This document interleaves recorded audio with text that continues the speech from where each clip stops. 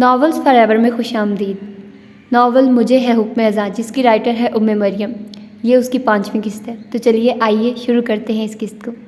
تو اب یہ ہمارے صاحبزادے فلموں میں کام کریں گے۔ بھائی جان کتنے خفا ہے بیگم صاحبہ، آپ کو اندازہ نہیں ہے۔ سگار سلگاتے ہوئے پپا نے بھڑکے ہوئے انداز میں پہلے فراز کو گھورا، پھر مما پر غصہ نکالا تو وہ جو پہلے ہی خار کھائے بیٹھی تھی کچھ اور خفا نظر آنے لگی۔ ہاں تو مجھے کیا کہہ رہے ہیں؟ آپ کی اولادیں شاید منمانی کرنے میں خاندان پر ہی گئی ہیں۔ یاد ہے ان کے چچا نے کتنا نام روشن کیا تھا خاندان کا۔ اب شرجیل نے وہی کارنامہ انجام دے کر تاریخ دہرا دی۔ یہ کچھ انوکھا کر رہا ہے تو اس میں میرا قصور کہاں سے نکل آیا؟ مما کا لہجہ زہر خن تھا۔ یہ ساری لعنت ملامت اس لیے شروع کی گئی تھی کہ فراز آڈیشن میں کامیاب رہا تھا اور ساحر کی بطور ڈائریکٹر آنے والی پہلی مووی کا ہیرو وہیں قرار پایا تھا۔ یہ بات کس درجہ اعزاز کی حامل تھی یہ اس کے گھر والے کہاں جانتے، جنہوں نے بجائے فخر محسوس کرنے کے الٹا اسی کو ڈانٹنا شروع کر دیا تھا۔ بس میں نے صاف لفظوں میں کہہ دیا برخوردار تم یہ گھٹیا اور فحش کام نہیں کرو گے، یعنی کہ حد ہو گئی۔ سرے عام سڑکوں پر بےہودہ پوسٹر لگے ہوں گے تمہارے، جو فلمیں نہیں دیکھتے وہ ایسے پوسٹر سے کیسے نظریں چرائیں؟ پپا نے بالآخر فیصلہ سنایا تو کب سے ناگواری دبائے بیٹھا فراز تڑپ اٹھا۔ اس نے سخت احتجاجی نظروں سے پہلے پپا کو پھر مما کی جانب دیکھا اور جیسے روحان سا ہونے لگا۔ ایسا ممکن نہیں ہے پاپا، میں ہرگز یہ سنہری موقع نہیں ضائع کر سکتا۔ پھر میں ایڈوانس لے چکا ہوں، فلم بھی سائن ہو گئی ہے۔ اس نے دانستہ غلط بیانی کرتے ہوئے بہت آگے کا معاملہ ظاہر کیا، مگر پاپا پر جیسے کوئی اثر دکھائی نہیں دیا۔ ایڈوانس واپس کر دو، پیسے کی یہاں کوئی کمی نہیں ہے، جتنا وہاں سے لیا ہے اس سے دگنا میں دوں گا تمہیں۔ ان کی بے نیازی اور شاہانہ پن قابل دید تھا۔ فراز پر البتہ جلاہٹ غلبہ پانے لگا تھا۔ واٹ؟ واپس کر دوں؟ پاپا آپ کو اندازہ نہیں ساحر اور اس کے نام کی ویلیو کا۔ لوگ رش کر رہے ہیں میری قسمت پر، لاکھوں امیدوار تھے اس چانس کے، مگر کامیابی میرا نصیب بنی ہے۔ اور آپ؟ مجھے زیادہ باتیں نہ سناؤ فراز، اہمیت اس چیز کی ہوتی ہے جسے ہم خاص سمجھیں۔ میرے نزدیک اس کام کی کوئی اوقات نہیں، پہلی فرصت میں انکار کر دو اسے۔ اب کہ ان کا لہجہ سرد ہی نہیں تھا بلکہ تلخی و ترشی بھی لیے ہوئے تھا۔ فراز نے ہونٹ سختی سے بھینچ کر اپنی سرخ ہوتی آنکھوں سے دیکھا، پھر اسی ٹھہرے ہوئے مگر قطعی لہجے میں بولا، آپ کے نزدیک میری خواہش سے زیادہ اہم تاؤ جی کی ناراضی ہے؟ کیوں ڈرتے ہیں آپ ان سے اتنا اور ان کی ہر ناجائز و جائز مانتے ہیں؟ میں نہیں جانتا، مگر پاپا میں بتا دوں آپ کو، میں ان کی خاطر اپنے کیریئر کی قربانی نہیں دے سکتا۔ اب مرضی ہے آپ کی کہ آپ مجھے اس نافرمانی کے بعد گھر میں رکھتے ہیں یا نہیں۔ فراز نے اپنی بات مکمل کی اور کمرے سے نکل گیا۔ پاپا کے ساتھ مما بھی بھنگچی بیٹھی رہ گئی تھی۔ ان کی خائف ہوتی نظریں شوہر سے ٹکرائی جو بے حد عجیب انداز میں انہیں دیکھ رہے تھے۔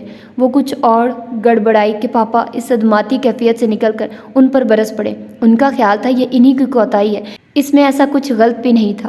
وہ خود بھی اس کوتاہی سے خارج نہیں تھے۔ بچوں کو صرف مہنگے اسکولوں میں پڑھانے سے ہی نہیں تربیت کا حق ادا ہو جاتا، بچوں کو ان کی بےہودگیوں اور ہر صحیح غلط بات کو بے دھڑکی سے منہ پر کہہ دینے کی عادت پر یہ کہنا ذہانت اور خود اعتمادی ہے۔ ان کے ساتھ ہی نہیں معاشرے اور ملک کے ساتھ بھی بہت بڑی زیادتی ہے۔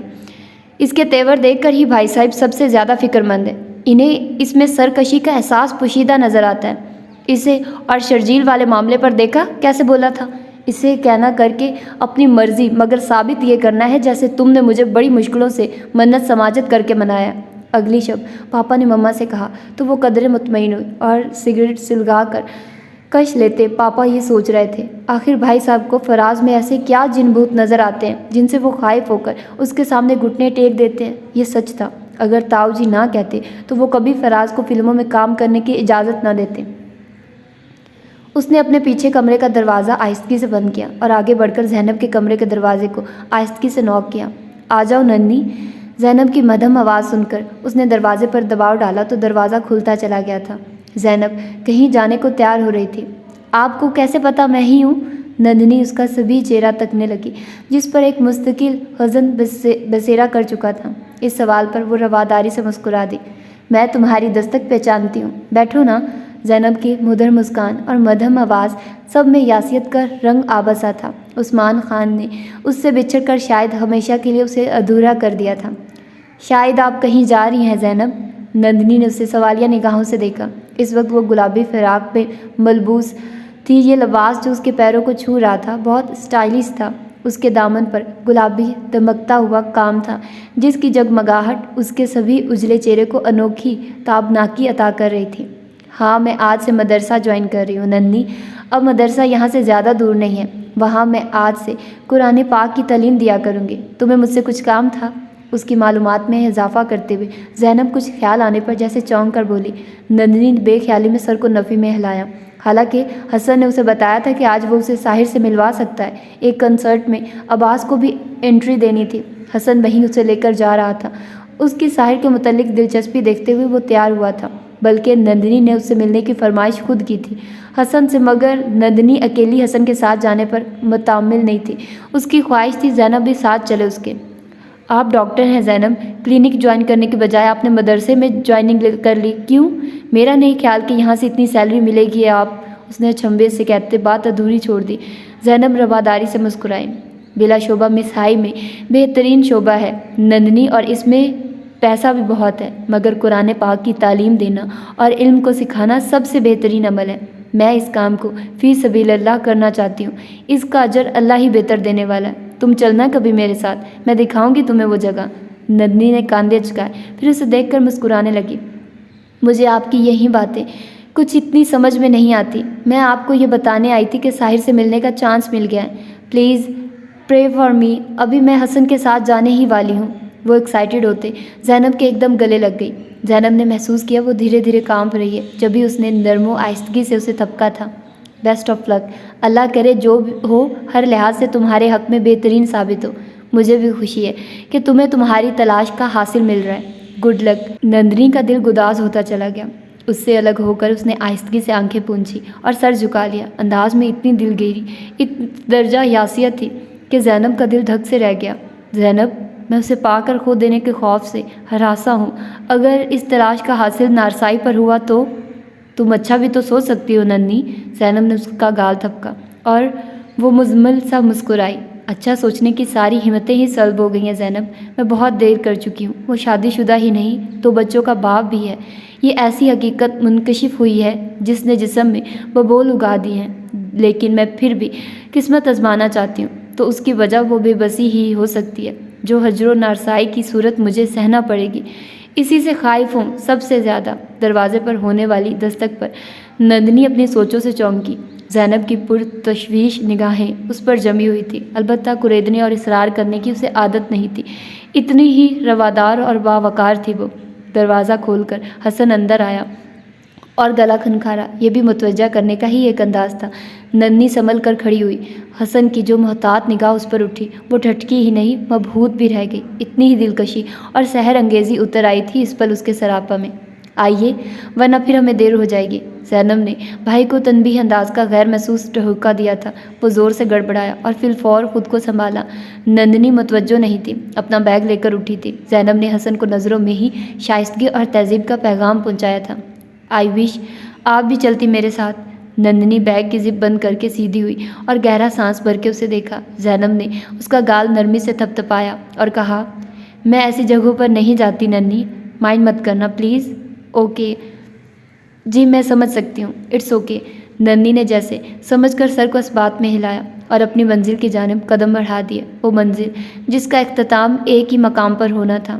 لیکن یہ بات ان دونوں کو معلوم نہیں تھی کہ کس نے اپنا راستہ اور اپنا مقصد چھوڑنا تھا تو ایک منزل ایک مقام پر اکٹھا ہونا تھا۔ راہی رلا ماہی ماہی کراں، تیرے ہجر دی میں سولی چڑھاں، دل نال غماں دے لا کے میں اپنی ہوش بلا کے، وچ رب نو وسا کے میں رانجن لبدی پھراں، میں رانجن لبدی پھراں۔ اسٹیج پر گلیمرس کی بھرپور عکاس حدیقہ کیانی اپنے مخصوص حلیے میں نغمہ سرا تھی۔ کنسرٹ میں کچھ بھی انوکھا یا نیا پن نہیں تھا نندنی کے لیے۔ وہ ایسے شوز ٹی وی کے علاوہ لائیو بھی دیکھ چکی تھی، لیکن یہاں کا اصل تھرل ساحر کی ذات تھی۔ رنگ برنگ تیز روشنیوں اور اسٹیج کا بے حد روشن ماحول، کیمروں کی فلش لائٹس میں نندنی اپنی بے چینی چھپائے بار بار ریسٹ واچ کو دیکھتی پہلو بدل رہی تھی۔ اتنا انتظار کیا تھا، اب یہ معمولی وقت کاٹنا بے حد دشوار لگ رہا تھا۔ ایک ایک لمحہ جیسے ایک صدی پر بھاری پڑنے لگا۔ تقریب کے اختتام پر ایوارڈ کی تقریب ہونا تھی۔ ساحر بھی ایوارڈ کی تقسیم کے لیے بلوایا گیا تھا۔ مہمان خصوصی کے طور پر۔ پھر بالآخر یہ کٹھن انتظار اپنے اختتام پر پہنچا اور اناؤنسر اس کی آمد کا اعلان اسے خوبصورت الفاظ میں خراج تحسین پیش کرتے ہوئے اسٹیج پر آنے کی دعوت دینے لگے۔ پورے پنڈال میں یکلخت خوشگوار شور مچ گیا، سریلی چینخیں اور وسلنگ۔ نندنی کا دل اس کے سینے میں اتنی زور سے دھڑک رہا تھا کہ وہ بآسانی اس کی دھک دھک سن سکتی تھی، وہ جو دل میں بستا تھا، جو ہر جگہ محسوس ہوتا تھا، مگر ایک گمان، ایک دھوکہ، لیکن اب حقیقت کا روپ دھارے روبرو آیا تھا تو اس کی ساری صلاحیتیں جیسے بیکار ہو چلی تھی۔ اس کے ارد گرد مچنے والا شور کچھ مزید بڑھ گیا۔ ہر ہاتھ میں موجود سیل فون کے کیمرے آن ہو چکے تھے اور ساحر کا ہر اینگل محفوظ کیا جا رہا تھا۔ مرد شاندار ہو، اس پر بے نیاز اور باوقار بھی، تو کم عمر لڑکیوں کے لیے بڑا مہلک ثابت ہو سکتا ہے۔ سیاہ رنگ جیسے بنا ہی اس کے لیے تھا۔ نندنی نے اس کلر کو اس سے قبل کسی پر اتنا جچتا ہوا محسوس نہیں کیا تھا۔ وہ گنگ ہی نہیں، مبہوت بھی تھی۔ ساحر کی دلکش آنکھوں میں بے پناہ کشش تھی، جکڑتی ہوئی، سحر طاری کرتی ہوئی، اور اس وقت اصل ستم ٹوٹا تھا جب وہ اناؤنسر کی کسی بات پر مسکرایا تھا، گویا بجلی کا کوئی کوندا تھا جو لپکا تھا اور ہر سمت روشنیاں بکھرتی چلی گئی تھی۔ نندنی ساکن تھی اور سحر زدہ۔ حسن نے مسکرا کر اسے دیکھا، پھر جیسے اسے متوجہ کرنے کو کھنکھارا۔ ساحر کو دیکھ کر لوگ یوں ہی مبہوت ہو جاتے ہیں، یہ ان کا فلمی نام ہے، اور بالکل ان کی شخصیت کے لحاظ سے پرفیکٹ۔ لیکن آپ ایسے مسمرائز ہو جائیں گی، مجھے یقین نہیں تھا۔ وہ مسکرا رہا تھا۔ نندنی نے جیسے سنا نہیں۔ تب حسن کو کچھ اور کہنے کی خواہش ہوئی تھی، دراصل وہ اس کی توجہ چاہ رہا تھا۔ آپ آٹوگراف تو لیں گی نا ان سے؟ بات ایسی تھی کہ نندنی کی توجہ اسے حاصل ہو گئی۔ شاید اس کی وجہ یہ بھی تھی کہ اب اسٹیج پر آٹوگراف لینے والے اس کے فینس نے اسے اس طرح گھیرا تھا کہ عباس کی ایک جھلک بھی دیکھنا ممکن نہیں رہی تھی۔ حسن کی بات پر وہ کنفیوز ہونے لگی۔ مگر وہاں بہت رش ہے اور میرے پاس آٹوگراف بک بھی نہیں۔ اس کے لہجے میں یاسیت تھی۔ حسن کی امڑتی مسکراہٹ بہت بے ساختہ اور شریر تھی۔ آٹوگراف بک پر ہی تو آٹوگراف نہیں لیا جاتا، اور رش سے آپ پریشان نہ ہوں، ہم ویٹ کر لیتے ہیں، آئیے پلیز۔ وہ اٹھا تو نندنی نے اس کی تقلید کی۔ کرسیوں کے بیچ میں سے جو اکثریت خالی ہو چکی تھی، راستہ بناتے دونوں آگے پیچھے چلتے اسٹیج پر پہنچے تھے جہاں دھکم پیل جاری تھی۔ نندنی گھبرا کر وہیں تھم گئی۔ عباس سے ملنے کی خواہش جتنی بھی شدید تھی، مگر اس کا گریز اسے نوجوان لڑکوں کے بیچ گھس جانے پر آمادہ نہیں کر سکا۔ ہم یہیں ویٹ کر لیتے ہیں، وہ ہچکچائی۔ اس سے قبل کہ حسن جواب میں کچھ کہتا، ساحر کو گھیرے کھڑے مجمع میں یکدم ہلچل سی مچ گئی۔ گھیرا ٹوٹا اور مجمع منتشر ہوتا چلا گیا۔ نندنی کی نظریں حیرانی کے عالم میں اٹھی تھی، مگر یکدم ہی ساری حساسیت سمیٹ لائی۔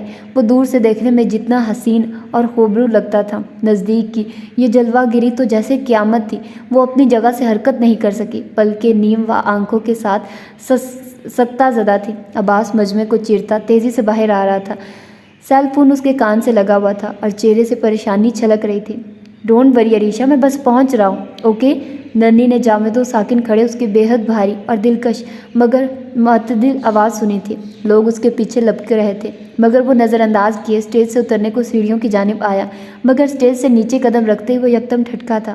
نندنی اس سے کچھ فاصلے پر ہی سنگی مجسمے کی مانند ساکن مگر بلا کی دلربائی، اٹریکشن اور طلسماتی کشش سمیٹے اپنے قیامت خیز حسن سے بے خبر کھڑی، اس میں مگن و محو تھی۔ عباس نگاہ نہیں ہٹا سکا۔ وہ چاندنی میں نہائی ہوئی کوئی اسپرا تھی۔ عباس کو اپنی نگاہوں کی بے اختیاری پر اختیار نہیں رہا تھا، اور ہر نگاہ کا مرکز تھا وہ۔ پھر اس کی نگاہ کا جو مرکز ٹھہری تھی، وہ کیسے پوشیدہ رہ سکتی تھی؟ نندنی بھی اس مسمرائز کیفیت سے اگر نکلی تھی تو وہ عباس کی دل دھڑکا دینے والی توجہ اور پیش قدمی تھی۔ یہ صورتحال جتنی حیران کن تھی، اس سے کہیں زیادہ گھبراہٹ و غیر یقینی میں مبتلا کر دینے والی۔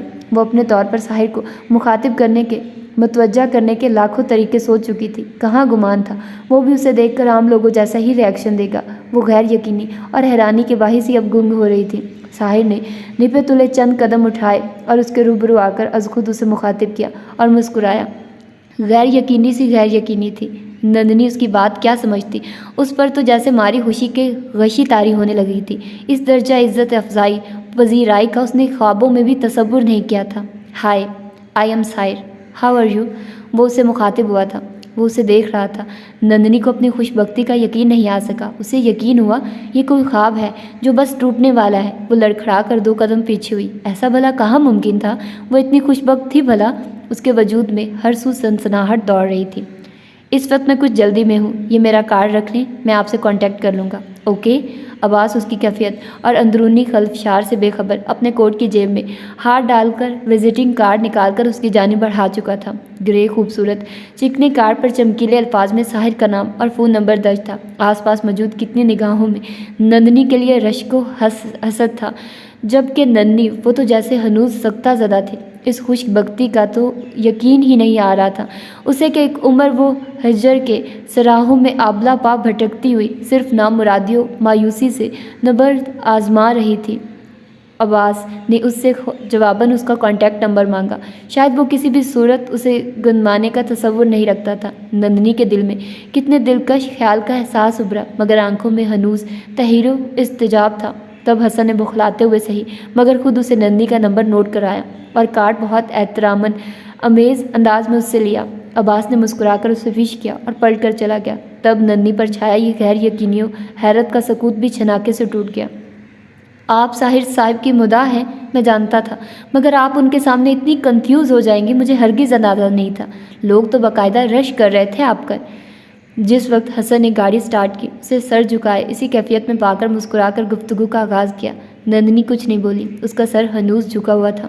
آئی ایم سوری، مگر مجھے سمجھ نہیں آ رہی، اگر آپ ساحر صاحب کو اتنا پسند کرتی تھی تو ان سے آپ نے بات کیوں نہیں کی؟ بجائے خوش ہونے کے آپ مجھے اداس لگ رہی ہیں۔ حسن اپنی حیرت کا اظہار کیے بغیر نہیں رہ سکا۔ لامبی مگر جھکی پلکوں والی یہ لڑکی اتنی اٹریکشن رکھتی تھی اپنے اندر کہ وہ اسے نظر انداز کر ہی نہیں سکا تھا۔ نندنی کا دل بھر آیا، وہ خود اپنی کیفیات سمجھنے سے قاصر تھی، بجائے خوش ہونے کے وہ یاسیت کے سمندر میں کیوں ڈوبتی جا رہی تھی۔ پھر ساحر کا رویہ، یہ حوصلہ افزا بات تھی، وہ مجھ سے پہلے کسی اور کا ہو چکا۔ یہ ہار کوئی معمولی شکست نہیں ہے، یہ خیال کہ وہ کسی اور کا ہے جنون کی سرحدوں سے بہت آگے کا مقام ہے۔ میں پاگل ہوتی رہی تھی اس رات جب مجھ پر یہ انکشاف ہوا، اس خوشی پر یہی نقصان اپنا غلبہ جما رہا ہے، میں پوری طرح کیسے خوش ہو جاؤں؟ اس کے آنسو دل پر گرنے لگے۔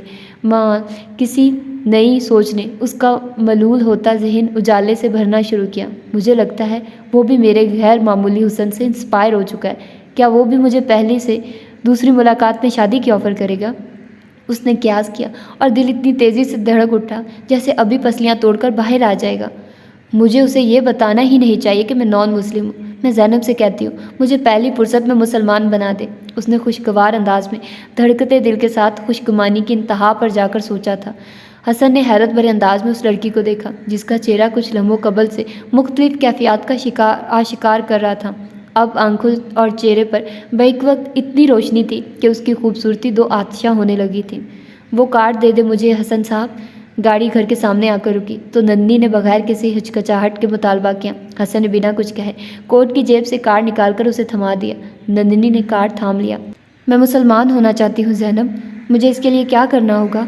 اس شام وہ بہت بے چینی سے زینب کی منتظر رہی تھی۔ اسے روبرو پاتے ہی جس طرح چھوٹتے مدعا بیان کیا، اس نے زینب کو تحیر میں مبتلا کر ڈالا تھا۔ اتنا اچانک اور اجرت میں فیصلہ کیوں کیا تم نے نندنی؟ زینب کی حیرت تمام نہیں ہوئی تھی۔ آپ کو تو خوش ہونا چاہیے، شاید ہی اس سے قبل کسی ہندو نے اسلام قبول کیا ہو۔ نندنی نے بات اڑانا چاہی مگر زینب کی سنجیدگی ہنوز تھی۔ اسلام ایسا مذہب نہیں ہے نندنی کہ اسے بنا سوچے سمجھے اختیار کر لیا جائے، اس سے متاثر ہو کر اسے سمجھ کر قبول کرنا الگ بات اور سعادت ہے۔ یہ قبولیت ذہنی و قلبی یکسوئی ہونی چاہیے۔ ماں وہ چونکی، پھر اسے غور سے تکنے لگی۔ کہیں تم اس لڑکے، کیا نام ہے اس کا، اس کی وجہ سے تو ایسا نہیں کر رہی؟ مسلم ہے نا وہ، ملا تھا آج تمہیں؟ زینب نے سوالوں نے نندنی کو نظریں چرانے پر مجبور کر ڈالا۔ وہ ملا ہے زینب، صرف ملا نہیں، مجھے لگ رہا ہے وہ انٹرسٹڈ ہے مجھ میں۔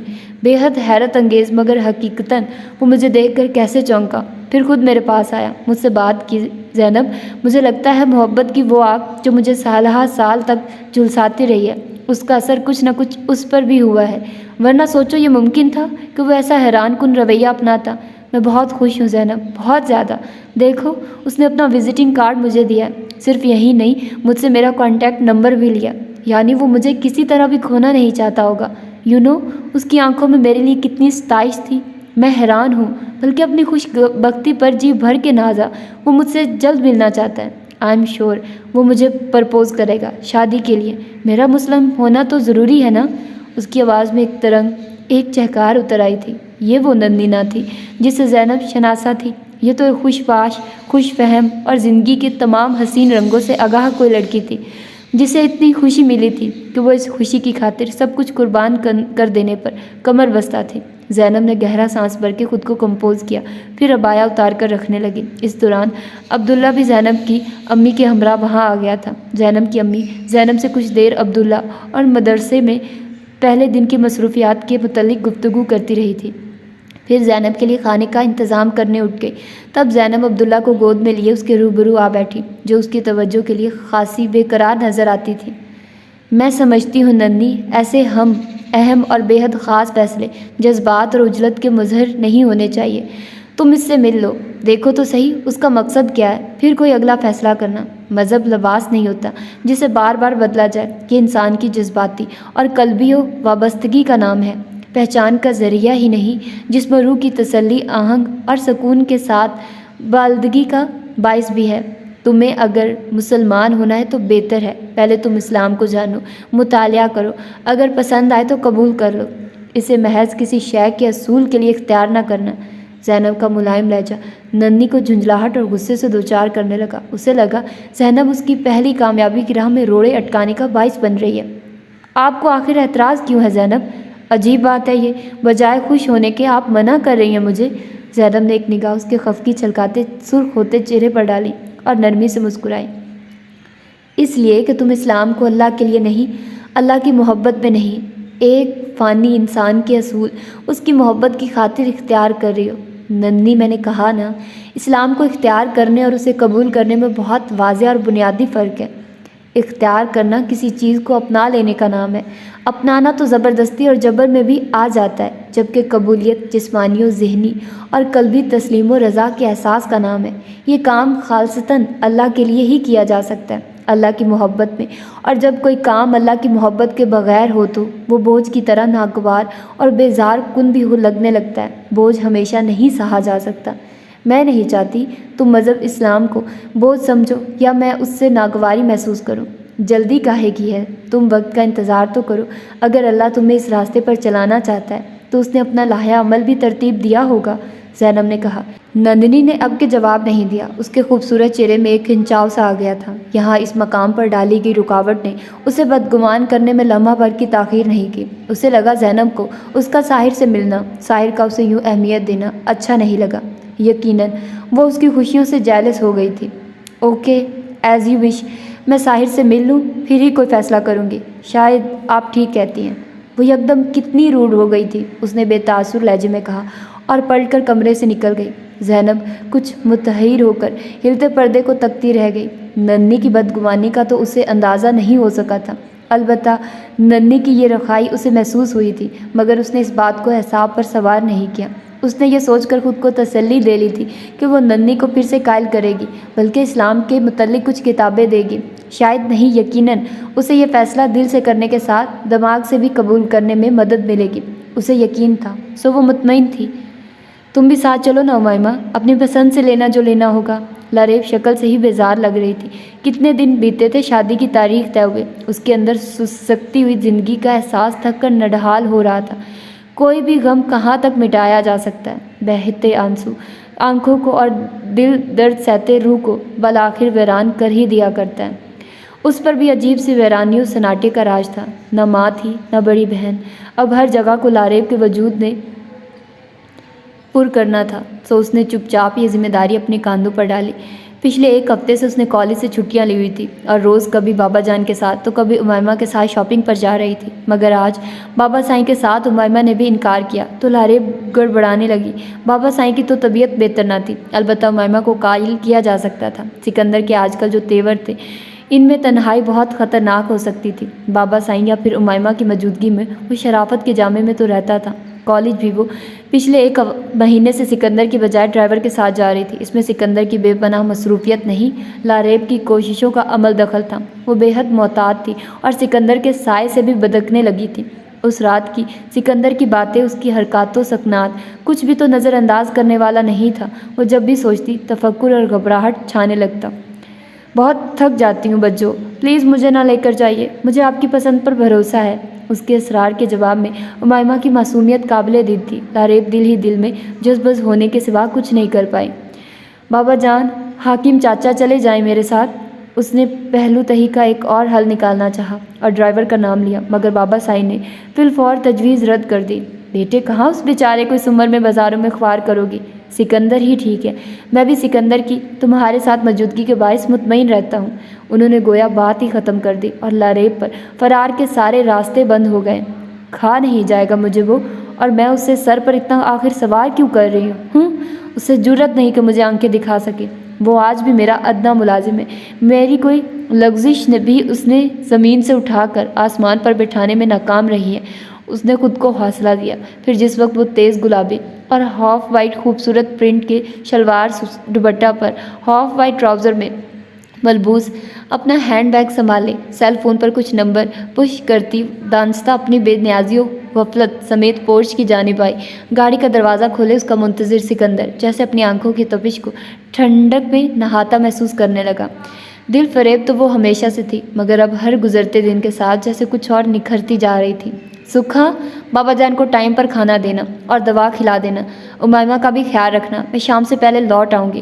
میرے آنے سے پہلے رات کا کھانا تیار کر لینا۔ اوکے۔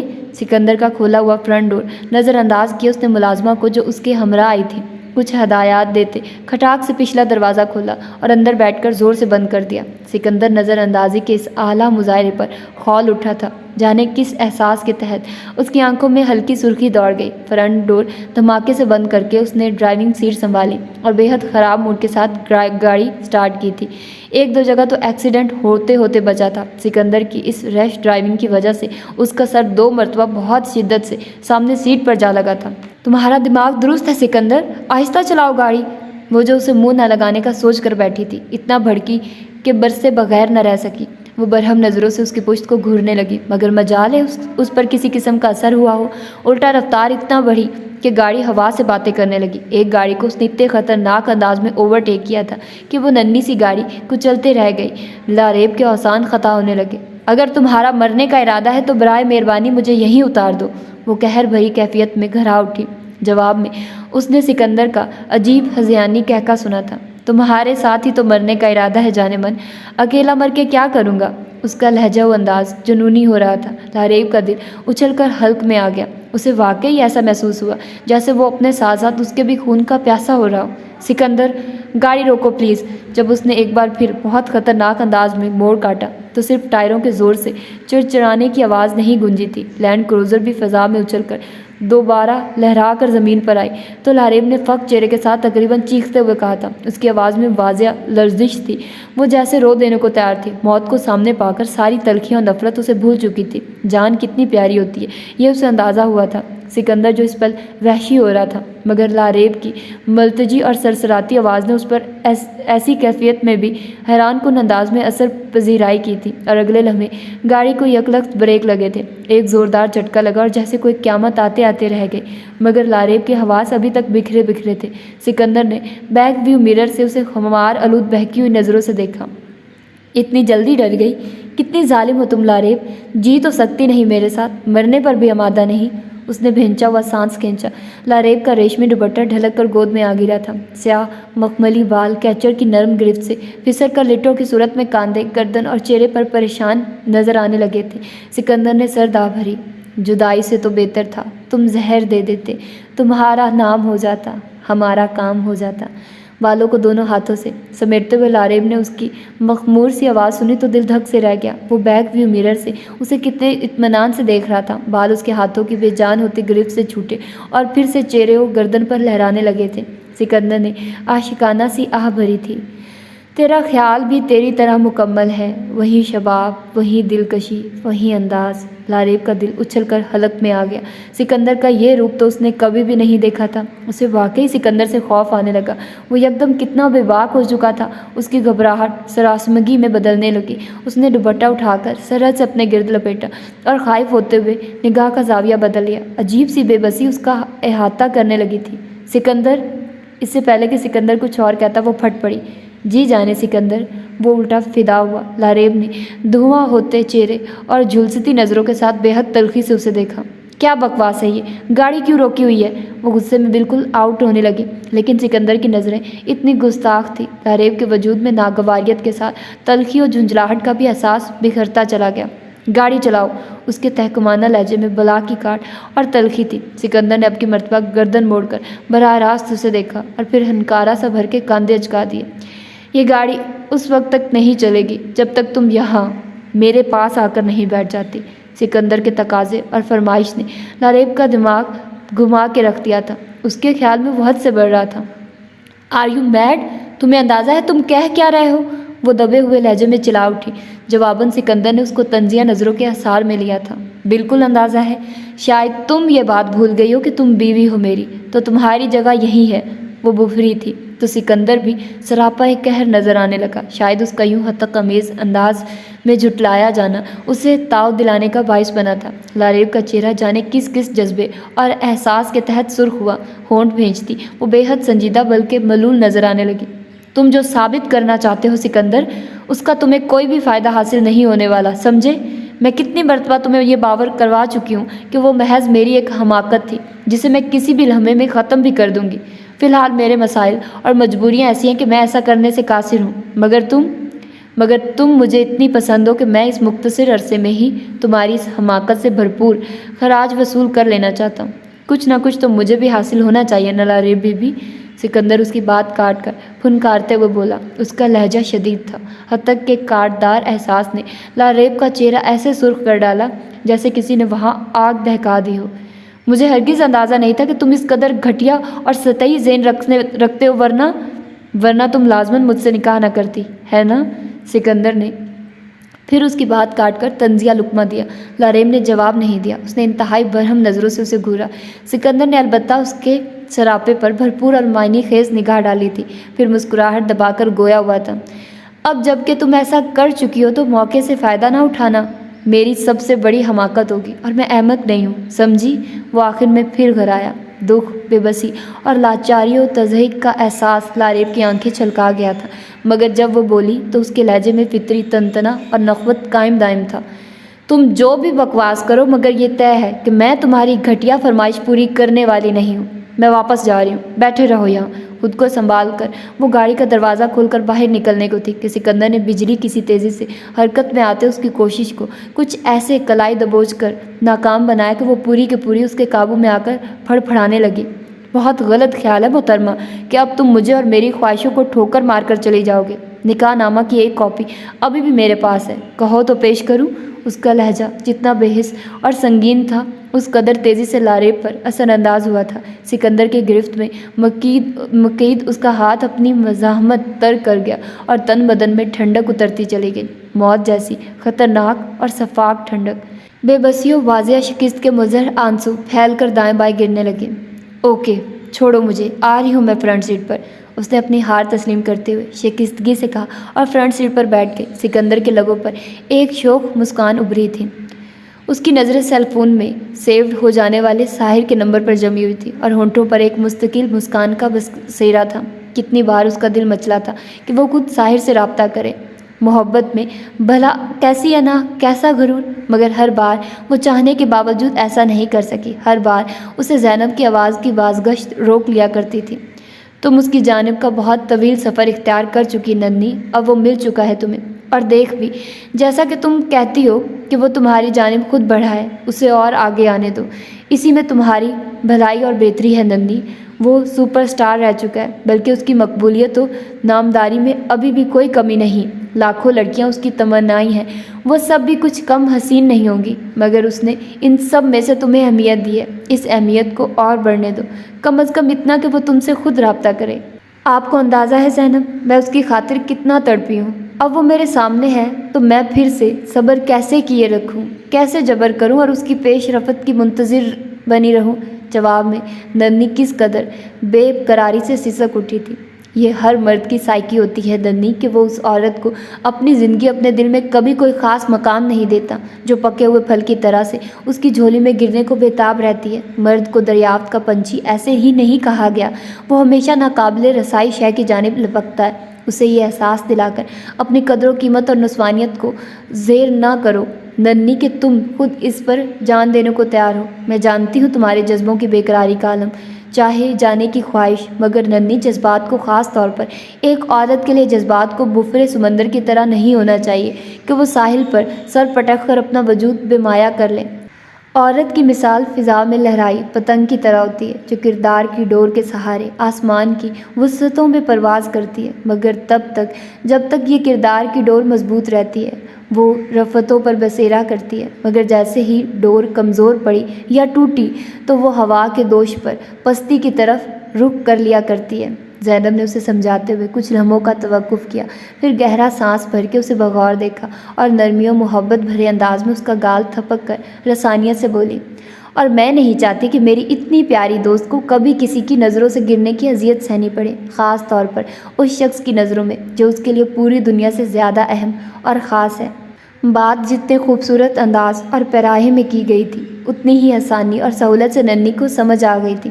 اس نے لمحہ بھر میں جان لیا کہ وہ اس نقصان کی متحمل نہیں ہو سکتی۔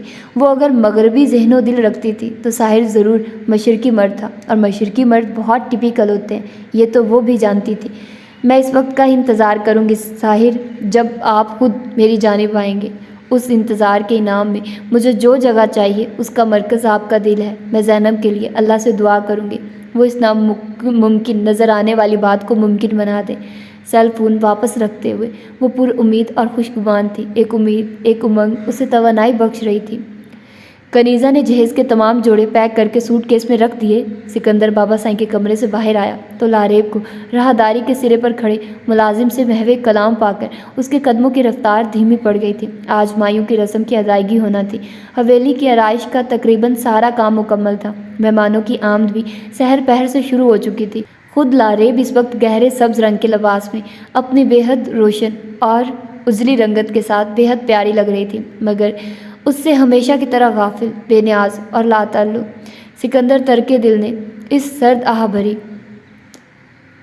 لاریب جس پل وہ ملازموں کو جانے کا اشارہ کرتے اپنے کمرے کی جانب مڑی۔ سکندر بے اختیاری کی کیفیت میں اسے پکار اٹھا۔ لاریب کے قدم ٹھٹکے، مگر اسے اہمیت دیے بغیر سرے سے نظر انداز کیے وہ اپنے کمرے میں جا گھسی۔ سکندر چند ثانیوں کو ساکن کھڑا رہ گیا تھا، پھر جانے کیا دماغ میں سمائی تھی کہ کسی بھی نزاکت کا خیال کیے بغیر اس کے پیچھے دندناتا ہوا کمرے میں چلا آیا۔ تم؟ لاریب جو آئینے کے آگے کھڑی بال سلجھا رہی تھی اسے روبرو پا کے اس کے ہاتھ سے برش چھوٹ گیا۔ تمہیں بلایا تھا میں نے، بات کیوں نہیں سنی؟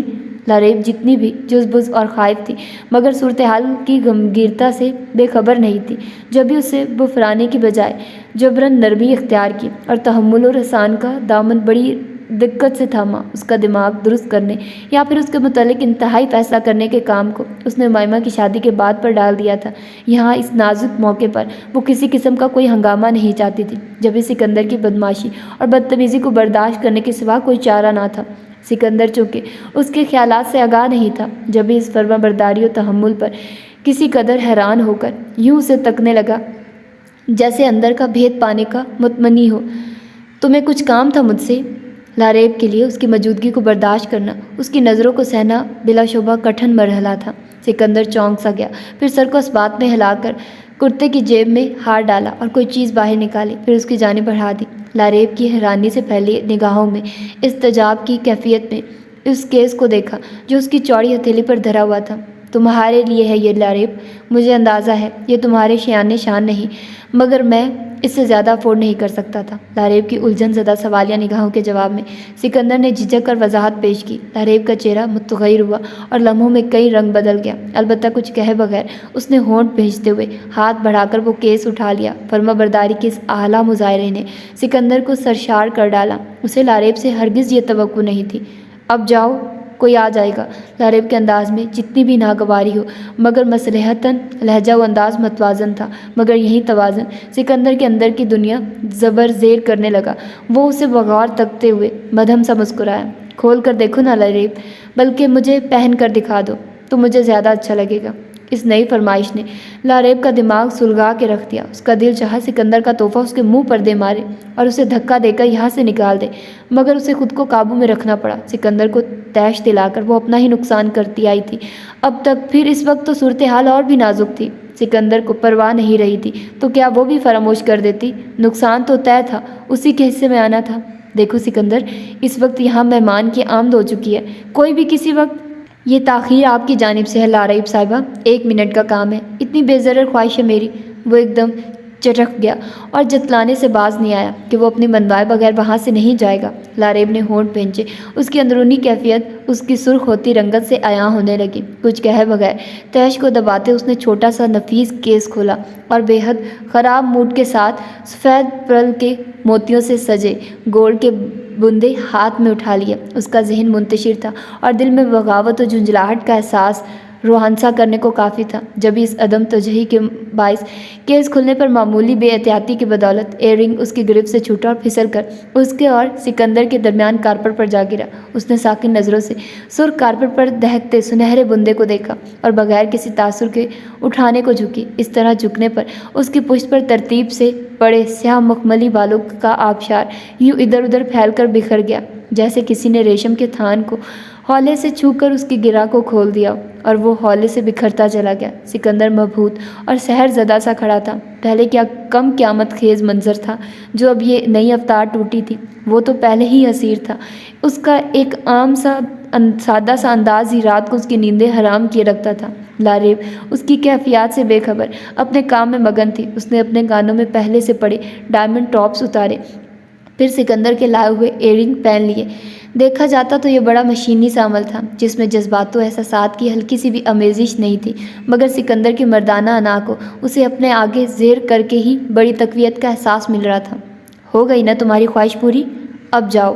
لارئب کا لہجہ پہلے سے کہیں بڑھ کر سرد تھا۔ سکندر جو دم بخود سا کھڑا تھا خفیف انداز میں چونکا اور جھینک کر مسکراتا ہوا بولا تھا، تم کتنی سادہ ہو لارئب، کسی مرد کی خواہشات کا دائرہ اتنا محدود نہیں ہوا کرتا، وہ بھی اس مرد کا جو اتفاق سے شوہر بھی ہو۔ کیا سمجھی؟ اس کا لہجہ معنی خیز ذومانیت لیے ہوئے تھا۔ لارئب کی ساری بے حسی، ساری لاتلکی اس ایک لمحے میں غارت ہو کے رہ گئی تھی۔ اس نے بے حد ہراساں ہو کر اسے دیکھا۔ کیا مطلب؟ کیا کہنا چاہتے ہو؟ اس کی گھبراہٹ بوکھلاہٹ کا عالم بھی قابل دید تھا جس نے اسے مزید حسین جبکہ سکندر کو اسی قدر بے بس کر ڈالا۔ اگر مطلب کی تفصیلات سے آگاہ کر دیا بیگم صاحبہ تو فوری امید ہے آپ تاب نہیں لا پائیں گے۔ اس کام کو کسی مناسب وقت کے لیے اٹھا رکھتا ہوں، فی الحال تو بس اتنا جان لے کہ آپ کی یہ سرد مہری میرے لیے قیامت سے کیا کم ہوگی۔ چلتا ہوں، وہ دھیمے آنچ دیتے لہجے میں جتلا کر کہتا۔ اس کا گال تھپک کر آہستگی سے پلٹ گیا۔ لارئب سکتہ زدہ سی کھڑی رہ گئی، پھر دھیرے دھیرے اس کے چہرے پر تغیر امڑنے لگا۔ وہ گرنے کے انداز میں وہیں کارپٹ پر بیٹھ گئی۔ عباس نے گہرا کش لیتے ہوئے نگاہ بھر کے بچوں میں مصروف عریشہ کو دیکھا۔ اسامہ کو گود میں لٹائے دیا کی جانب دیکھتی وہ جانے کس بات پر مسکرا رہی تھی۔ عباس کتنا چاہتا تھا کہ بچوں کو گورنر سنبھالے، مگر عریشہ کو یہ بات پسند ہی نہیں تھی۔ ہرگز نہیں عباس، میں اپنے بچوں کو اپنی توجہ اور محبت سے محروم نہیں کر سکتی، لیکن اس طرح ہر وقت ان کے ساتھ دن رات جاگ کر تمہاری صحت بہت تیزی سے متاثر ہو رہی ہے۔ عباس کے ٹوکنے پر وہ مسکرانے لگی۔ اچھا ہے، جو اتنی موٹی اور بھدی ہو رہی ہوں تو پھر سے اسمارٹ ہو جاؤں گی۔ اور عباس اسے خفا نظروں سے گھورنے لگا تھا۔ پھر اس کے لاکھ سمجھانے کے باوجود بھی عریشہ نے اپنا فیصلہ نہیں بدلا تھا۔ آپ نے اپنی اماں سے بات کی عباس؟ اسامہ بھی سو گیا تو عریشہ نے اٹھ کر اسے کارٹ میں لٹانے کے بعد عباس کو دیکھا۔ عباس چونکا تھا۔ وہ عریشہ کے اس معاملے میں شدید اصرار کے آگے بے بس اور لاچار ہونے لگا تھا۔ وہ جانتا تھا عریشہ کی یہ خواہش کتنی بڑی ہے، بہو کی حیثیت سے اس کی فیملی سے اپنا آپ منوانے کی۔ شادی کے شروع دنوں کے اصرار کے بعد جب عباس نے اسے اپنی مجبوری بتلائی تھی تو وقتی طور پر عریشہ خاموش ضرور ہو گئی تھی، مگر اب بچوں کی پیدائش کے بعد وہ پھر سے عباس پر دباؤ ڈالنے لگی تھی۔ حویلی رابطہ کر کے بچوں کے متعلق بتا کر صلح کرنے پر زور دے رہی تھی۔ اس کا خیال تھا یہ جھگڑا بھی روایتی جھگڑا ہوگا جو بیٹے کی نسل کی امین بننے والی عورت کو بالآخر قبول کر لے گا، مگر عباس صرف خاندانی روایات سے بغاوت ہی نہیں کر چکا تھا، بابا جان کی حکم عدولی کر کے ان کی منتخب کردہ لڑکی کو ٹھکرانے کے بعد ہمیشہ ہمیشہ کے لیے حویلی کے دروازے خود پر بند کروا چکا تھا۔ کس سوچ میں ہے عباس؟ میں پوچھ رہی ہوں کچھ۔ عریشہ اس کے برابر آ بیٹھی۔ وہ ہمیشہ سے منمانی کرتی آئی تھی، اسے عباس پر مکمل کنٹرول تھا۔ وہ ماتھے پر شکن بھی نہیں لا پاتی تھی کہ عباس اس کی منشا کے مطابق کام کرنے پر آمادہ ہو جایا کرتا تھا، مگر یہ معاملہ ایسا تھا کہ اسے عباس کی خاموشی گراں گزرنے لگی تھی۔ اس کا کوئی فائدہ نہیں ہے یار، بتایا تو تھا تمہیں۔ عباس کا لہجہ مدھم تھا، کسی حد تک شکستہ۔ یہ شکستگی رشتوں کے چھوٹنے کی نہیں تھی، وہ اس خیال سے مزمحل ہوتا تھا کہ عریشہ کی خواہش وہ پوری کرنے سے قاصر تھا۔ تم آنٹی کو بلوا لو نا کچھ دنوں کو، تمہارا دل بہل جائے گا۔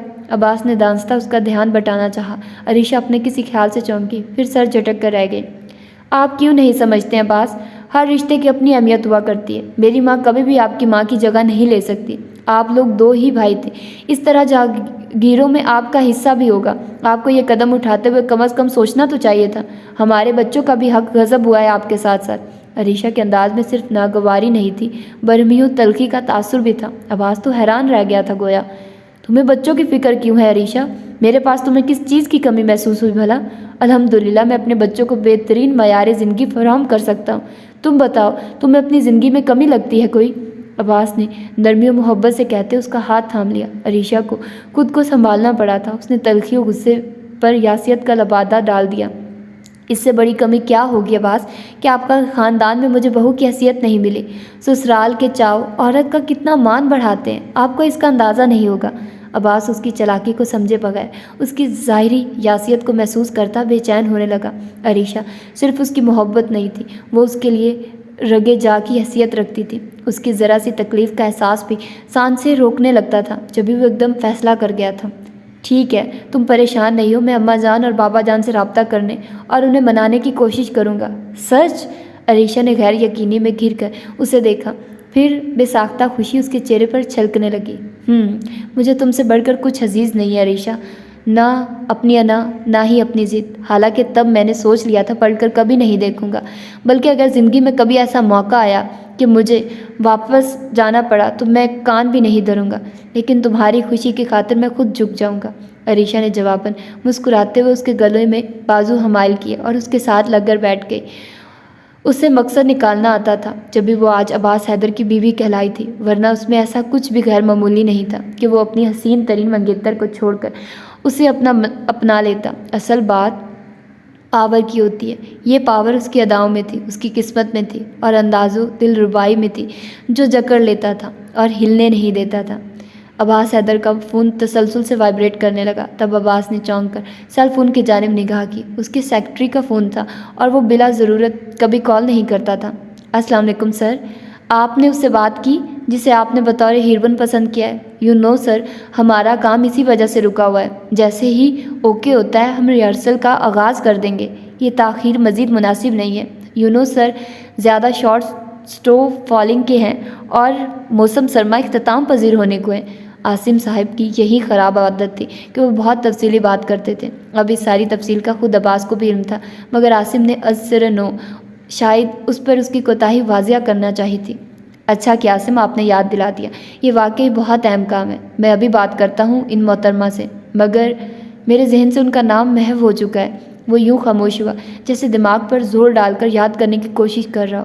ننی گریوال سر، وہ انڈین ہے اور آپ نے کہا تھا آپ ان کا نمبر بھی لے چکے ہیں۔ عاصم صاحب نے سرت سے پھر ان کی رہنمائی کی۔ عباس بے ساختہ ان کا مشکور ہوا تھا اور الوداعی کلمات ادا کرنے کے بعد کال ڈراپ کر دی اور سرچ کر کے اس نے ننی کا نمبر ڈائل کیا۔ دوسری سمت بیل جا رہی تھی، پہلی سے دوسری بیل، پھر تیسری، اس کے بعد کال ریسیو کر لی گئی۔ دوسری جانب ہنوز سناٹا تھا سوائے سانسوں کی سرسراہٹ کے۔ ننی گریوال اسپیکنگ؟ عباس کا لہجہ سوالیہ تھا۔ عریشہ اسے بہت دھیان سے دیکھ رہی تھی۔ عباس اس کی ناک کو شرارت سے دبا کر مسکرایا۔ جی عباس نے ایک بخلائی ہوئی مگر بے حد کھنک دار آواز سنی تو اسے وہ چاندنی میں نہایت دلکش پیکر رکھنے والی غیر معمولی حسن کی لڑکی کا سٹپٹایا ہوا انداز یاد آنے لگا۔ میں ساحر ہوں، کنسرٹ میں ملاقات ہوئی تھی آپ سے، یاد ہے؟ عباس نے یوں توقف کیا جیسے دوسری جانب سے رد عمل کا منتظر ہو۔ جی بالکل، مجھے یاد ہے اور آپ نے کہا تھا میں پھر رابطہ کروں گا۔ سچ تو یہ ہے کہ میں منتظر تھی۔ اب کی مرتبہ اس کے لہجے میں جوشیلی خنک بھی تھی اور اعتماد بھی۔ عباس کو اس درجہ حوصلہ افزا رسپانس نے یہ گونا سکون دیا تھا۔ تھینکس الاٹ کہ آپ کو یاد تھا، ورنہ میں تو بالکل بھول بیٹھا تھا۔ خیر، مجھے آپ سے ایک بہت اہم اور ضروری بات کرنی ہے، جو فون پر تو بالکل مناسب نہیں۔ آپ بتائیے کیا کرنا چاہیے؟ اس کے بعد وہ بہت سہولت سے ملاقات کا وقت اور جگہ کے متعلق ڈسکس کرتا رہا تھا۔ جب اس نے سیل فون کو کان سے ہٹا کر کال منقطع کی تو عریشہ اس کے کاندھے سے سر اٹھائے اسے گھورنے میں مصروف تھی۔ نظریں بے حد تیکھی اور خون خوار تھی۔ عباس اس کی نگاہوں کا مفہوم سمجھ کر ہی ہنس پڑا تھا۔ کیا بات ہے، اس طرح دیکھنے کا مطلب جانتی ہیں؟ اس کا انداز بے حد شریر تھا۔ یہ ننھی گریوال کون ہے جس سے ڈیٹ طے ہو رہی ہے، وہ بھی میرے سامنے؟ عریشہ نے اس کا سوال نظر انداز کر کے اپنی تلخی باہر نکالی۔ عباس ہنستے ہوئے لوٹ پوٹ ہونے لگا۔ ڈیٹ نہیں لگا رہا، قسم سے ایسا کبھی سوچنا بھی مت۔ میں وہ شوہر نہیں ہوں جو بیوی کی موجودگی کے باوجود گرل فرینڈ کی ضرورت محسوس کرتا ہے۔ پھر کون ہے یہ بتائیے؟ اس کے چتون ہنوز تھیکے تھے۔ یار لڑکی ہے ایک، اتفاقاً مل گئی تھی مجھے ویسی ہی لگی جو میں اپنی فلم کے لیے ہیروئن چاہتا تھا، عباس نے سرسری انداز میں کہتے اسے حقیقت حال سے آگاہ کیا۔ مگر عریشہ پھر بھی مطمئن نہیں تھی اور اسے بغور تکتے جیسے اس کے چہرے پر کچھ کھوج رہی تھی۔ کیا وہ اتنی حسین و جمیل ہے کہ آپ پہلی نظر میں ہی گھائل ہو گئے؟ عباس یکدم ٹھٹکا۔ اسے عریشہ کے الفاظ بے حد عامیانہ اور سطحی لگے تھے۔ انداز اس سے بھی زیادہ ناگوار محسوس ہوا، مگر وہ عریشہ تھی جس کی بڑی سے بڑی بات بھی وہ سہنے کو حوصلہ رکھتا تھا کہ کسی حد تک اس کی فطرت سے آگاہ ہو چکا تھا، مگر محبت کے آگے اس کی خامیوں کو نظر انداز کرنا آسان تھا۔ عریشہ کی انتہا درجے کی محبت نے اسے اعلیٰ ظرفی عطا کی تھی۔ حسین تو وہ بہت ہے، نو ڈاؤٹ، بٹ عریشہ میں نے اسے اپنی فلم کے لیے سلیکٹ کیا۔ غائب تو میں تمہارے حسن سے ہوا ہوں۔ وہ رومانٹک ہونے لگا، مگر عریشہ کا موڈ بگڑا ہی رہا تھا۔ کب ملیں گے اس سے آپ؟ میں بھی تب آپ کے ساتھ چلوں گی۔ عباس آپ کو پتہ ہے نا مجھے کتنا برا لگتا ہے آپ کا کسی اور لڑکی سے ملنا؟ عریشہ روحان سی ہونے لگی۔ عباس بے بسی سے اسے تکنے لگا۔ یہ میری فیلڈ کا حصہ ہے عریشہ، میں ہرگز کسی سے متاثر نہیں ہوا کرتا۔ محبت ہمیں زندگی میں صرف ایک بار ہوتی ہے اور وہ میں تم سے کر چکا ہوں۔ اگر میں حسن پرست ہوتا تو لاریب کو چھوڑ کر کبھی تمہارے پاس نہیں آتا۔ اتنی ہی حسین تھی وہ۔ عباس کے لہجے میں خفیف سی صحیح مگر جھنجھلاہٹ اتر آئی تھی۔ عریشہ ساکن ہو کر رہ گئی۔ کون لاریب؟ آپ کے چچا کی بیٹی؟ اس نے ہونٹ سکیڑ لیے۔ اس کے انداز میں حد درجہ حقارت تھی۔ ہاں، اور میری فیونسی بھی تھی وہ۔ عریشہ تم اس قسم کی پریشانیاں کیوں پالتی ہو؟ میں صرف تمہارا ہوں اور یقین رکھو صرف تمہارا ہی رہوں گا ہمیشہ۔ اس کا ہاتھ پکڑ کر عباس نے اتنے جذب سے کہا تھا کہ عریشہ کی بدگمانی ختم ہونے لگی۔ چاہے کبھی آپ کے ساتھ نہ رہوں تب بھی؟ وہ جھیم کر مسکرانے لگی۔ عباس آہستگی سے ہنس دیا۔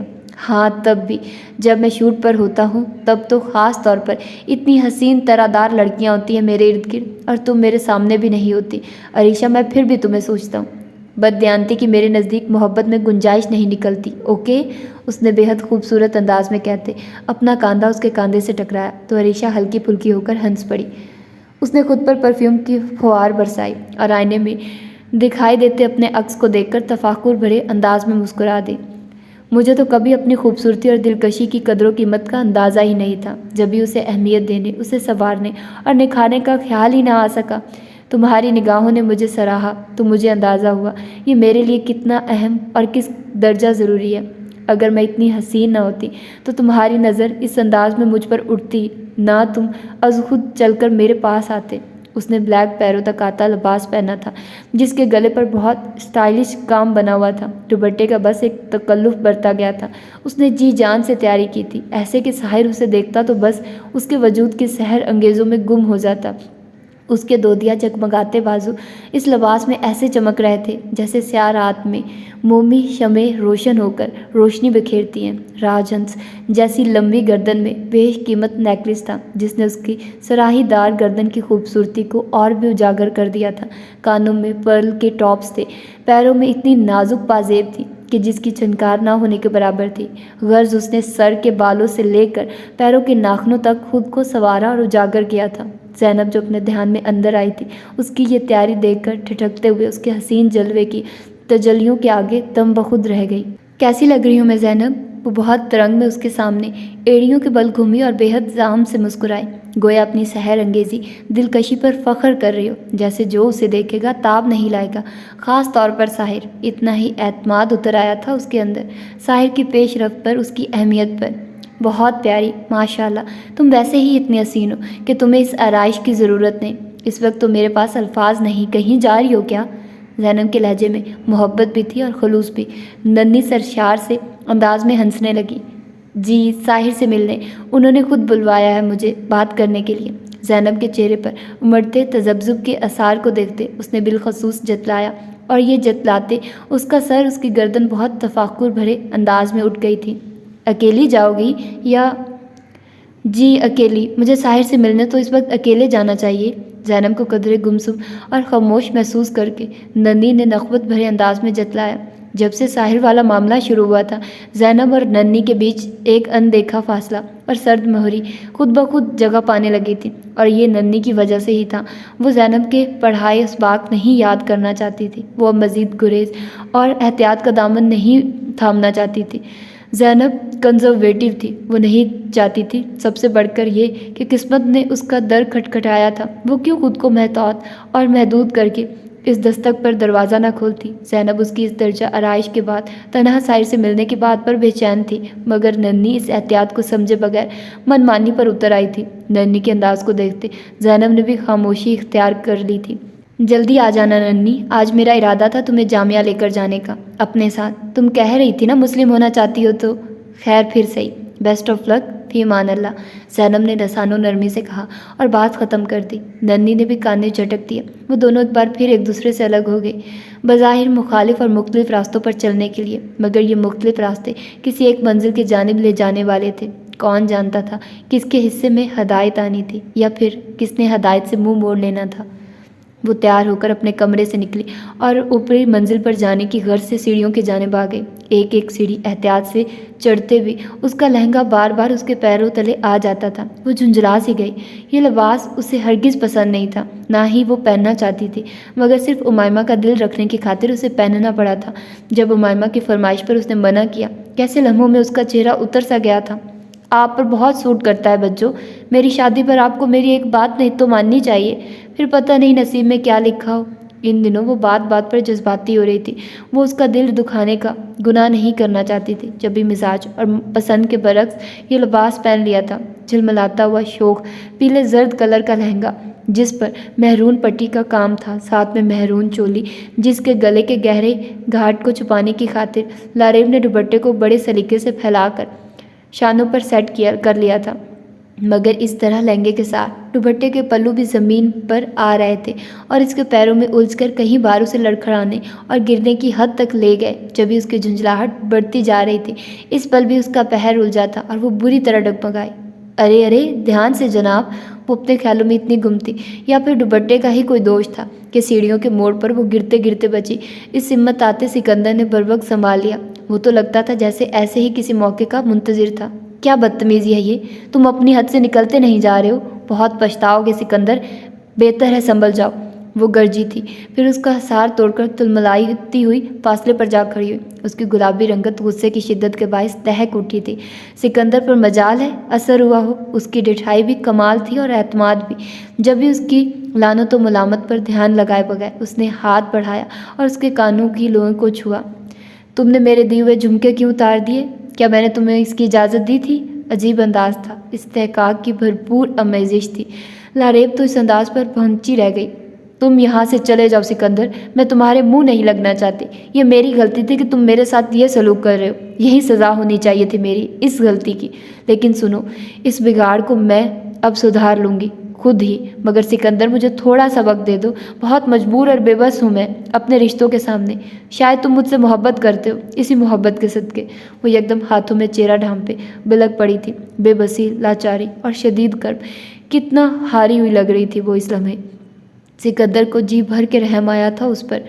ہاں محبت کرتا ہوں، بے حد، مگر تم بتاؤ کیا کرو گے پھر تم؟ اگر میں تمہارا مطلوبہ وقت دے دوں تمہیں تو؟ سکندر کے ہونٹوں کی تراش میں فتح مندانہ مسکان در آئی تھی، جیسے اس وقت میرا ہاتھ پکڑ کر کہا تھا مجھ سے نکاح کرو ورنہ تمہیں شوٹ کر دوں گی۔ کیا پھر میرا ہاتھ پکڑ کر بابا سائیں کے سامنے جا کر کھڑی ہوگی اور کہو گی اسے قبول کر لیں بطور داماد؟ وہ ہنس رہا تھا، مگر لاریب تضحیک اور سبکی کے احساس سے بھی پارا پارا ہوتی چلی جا رہی تھی۔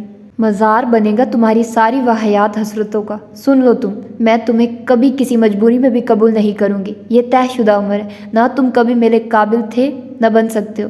وقت مانگنے کا مطلب عزت اور سکون سے اپنی ذمہ داریوں کو پورا کرنا ہے جو نہ چاہتے ہوئے بھی آ پڑی ہیں مجھ پر۔ اس کے بعد میں خود کو تمہارے حوالے کرنے کے بجائے خودکشی کر لوں گی۔ کتنا تنفر اور اشتعال تھا اس کے لہجے میں کہ سکندر کا ہنستا مسکراتا خوش باش چہرہ پتھرا سا گیا، جبکہ لاریب اسی نفرت، اسی تیش زدگی کے عالم میں اسے سامنے سے دھکیلتی باقی ماندہ سیڑھیاں پھلانگ گئی۔ اوپر آئی تو اس کا سانس پھول رہا تھا۔ امائمہ اسے سیڑھیوں کے اختتام پر ریلنگ کے ساتھ کھڑی نظر آئی۔ تیار ہو گئی تم؟ اچھا کیا، ٹائم بھی بہت ہو گیا۔ آؤ نیچو، سب رسم کے لیے تمہارے منتظر ہیں۔ گو کہ وہ خود کو کسی حد تک سنبھال چکی تھی، اس کے باوجود اس کی آواز بے حد بوجھل ہو رہی تھی۔ رسم کا انتظام لان میں تھا، اس وقت سبھی مہمان وہیں جمع تھے، جبھی سکندر کو بھی کھل کر اس پر حق جتلانے کا موقع میسر آ گیا تھا۔ بجو، آپ بہت پیاری لگ رہی ہیں۔ امائمہ نے مسکرا کر اس کا یہ انوکھا اور دلربا روپ دیکھا تھا۔ پیاری تو تم لگ رہی ہو گڑیا، بالکل انارکلی کی طرح۔ لاریب کا دل پھر سے بھر آیا تو اسے گلے لگا لیا۔ بجو، آج صرف ہم دونوں ہیں، باجو پتہ نہیں۔ لاریب نے کچھ کہے بنا اس کی جانب دکھی نظروں سے دیکھا تھا۔ امائمہ کی آنکھیں جھلملانے لگی۔ بابا جان کو چاہیے تھا وہ باجو کی بات مان لیتے، انہیں دلہن بنا کر خود رخصت کر دیتے، اس طرح وہ ہمیشہ کے لیے ہم سے نہ چھینتی، ہے نا بجو؟ امائمہ کو تو جیسے رونے کا بہانہ چاہیے تھا۔ لاریب کا جیسے دل پھٹنے کے قریب جا پہنچا۔ کچھ کہے بنا اس نے امائمہ کو گلے لگا کر تھپکا تھا۔ سوری، میں نے تو آپ کو بھی افسردہ کر ڈالا بجو۔ کیا آپ سیڑھیوں سے آتے ہوئے گر گئی تھی؟ امائمہ نے اس کی یاسیت کو محسوس کیا تو خود کو سنبھالتے ہوئے بات بدل دی۔ نہیں، بچ گئی گرتے گرتے، اسی لیے تو یہ لباس نہیں پہننا چاہ رہی تھی۔ لاریب کے منہ بنانے پر اس نے شرارت چھلکاتی نظروں سے اسے دیکھا تھا۔ اب پہن لیا ہے تو میں سکندر بھائی کو آپ کا گارڈ مقرر کیے دیتی ہوں، ٹھیک ہے؟ لاریب نے بری طرح چونکتے ہوئے امائمہ کے شریر چہرے اور شوخ آنکھوں کو دیکھا اور جیسے اس کا ماتھا ٹھنکا۔ کیا مطلب؟ میں سمجھی نہیں۔ اس کی تیوری چڑھی، دل میں عجیب سے انداز میں بھکڑ دھکڑ ہونے لگے۔ اگر دل میں چور ہو تو انسان معمولی اور بے حد عام باتوں پر بھی ٹھٹک کر ان کی معنی خیزی کو جانچتا پرکھنا شروع کر دیتا ہے۔ اوف ہو بھائی، آپ گری تھی تو آپ کو پکڑا تو سکندر بھائی نے ہی تھا نا؟ ویسے بجو ایک بات ہے، سکندر بھائی آپ کے ساتھ اتنے نزدیک کھڑے ہو کر مجھے اور بھی زیادہ اچھے لگے۔ آپ جتنی فیئر، نازک اور دلکش ہے نا، وہ اسی قدر وجیہ، اسٹرانگ اور شاندار ہیں۔ آپ کا کپل بہت پرفیکٹ ہوگا اگر بابا جان آپ کی شادی سکندر بھا۔ امائمہ، جسٹ شٹ اپ، اوکے؟ خبردار جو تم نے یہ فضول بات سوچی بھی۔ وہ اتنی مشتعل ہو گئی تھی کہ کسی طرح بھی خود کو امائمہ پر چینکنے سے نہیں رو سکی۔ امائمہ کا رنگ اڑ سا گیا، وہ یوں ہونٹ بھینچے کھڑی تھی جیسے آنسو ضبط کرنے کی کوشش میں ہلکان ہو، اس کے باوجود بھی ٹپ ٹپ آنسو برس رہے تھے۔ آئی ایم سوری امائمہ، مگر تم نے بات ہی ایسی کی کہ مجھے بتاؤ، تمہیں ایک یہی فضول آدمی ملا تھا میرے متعلق سوچنے کے لیے، عباس حیدر کا، اور اس کا کیا مقابلہ بھلا؟ ہزارہا ضبط کے باوجود لاریب کے چہرے پر انداز میں حقارت سمٹ آئی۔ امائمہ دکھی نظر آنے لگی۔ آپ کو پتہ نہیں وہ بیچارے کبھی کیوں اچھے نہیں لگیں گے؟ حالانکہ جب باجو یہاں تھی تب بھی اور ان کے جانے کے بعد بھی سکندر بھائی نے ہمیشہ مجھے اور باجو کو چھوٹی بہنوں کی طرح ہی چاہا، محبت اور اہمیت دی۔ وہ اتنے ہینڈسم تو ہیں بجو، ٹال اینڈ ڈیشنگ، بس ذرا سے سانولے ہیں تو کیا ہوا، مردوں پر تو یہ رنگ بھی جچتا ہے۔ اس وقت پتہ ہے آپ کو، وہ مجھ سے ملنے آئے تھے اوپر، حوصلہ دے رہے تھے، اس لیے کہ میں باجو کو مس کرتے ہوئے رو رہی تھی۔ پھر جب وہ گئے تو میں بھی باہر آ گئی۔ یہ محض اتفاق تھا کہ یہاں سے میں نے آپ کو اس طرح دیکھ لیا۔ اگر آپ کو میری بات اچھی نہیں لگی تو اوفو، اٹس اوکے امائمہ، مان لیا تمہارے بھائی نائس ہیں، لاریب نے جھلاتے ہوئے کہا۔ امائمہ بے ساختہ مسکرانے لگی۔ صرف نائس نہیں، ہینڈسم بھی اچھے خاصے ہیں۔ عباس بھائی کے بھلے پاسنگ بھی نہ ہو، مگر ہمیں عباس بھائی سے لینا دینا کیا ہے؟ اب ہمیں تو سکندر بھائی اچھے لگتے ہیں، اور آپ کے ساتھ تو اچھا، بس زیادہ فری ہونے کی ضرورت نہیں ہے، اٹھو سب نیچے انتظار کر رہے ہیں۔ لاریب نے اسے ٹوک دیا اور اس کا ہاتھ پکڑ کر آگے بڑھ گئی۔ امائمہ مسکرانے لگی، البتہ لاریب کے دل میں تیر سا پیوست ہو چکا تھا۔ اس کا عباس پر سکندر کو ترجیح دینا اچھا نہیں لگا تھا۔ ساری دنیا بھی تم پر سکندر کو ترجیح دے دے گی عباس، میں تب بھی اسے قبول نہیں کر سکتی۔ وہ کبھی تمہارا نیم البدل نہیں ہو سکتا، کبھی نہیں۔ اس کی سوچیں شدت لیے ہوئے تھی۔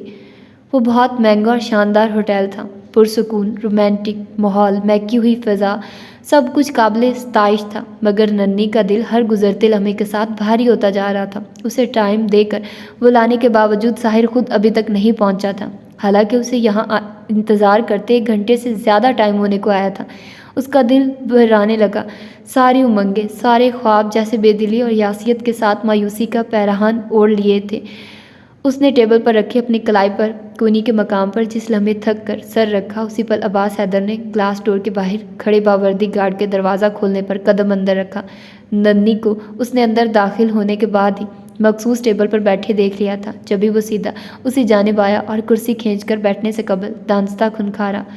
ننھی پر دانستہ نگاہ ڈالے بنا وہ اپنی سمت آ جانے والے ویٹر کی جانب متوجہ ہو گیا۔ اپنے لیے فریش ایپل جوس آرڈر کرتے اس نے بہت پرسکون مگر سوالیہ انداز میں اپنی پرکشش آنکھوں کو ننھی کی سمت اٹھایا، جو اسے روبرو پا کے اتنی کنفیوزڈ ہو چکی تھی کہ ان نظروں کا مفہوم سمجھ لینے کے باوجود کچھ کہنے سے قاصر رہی تھی۔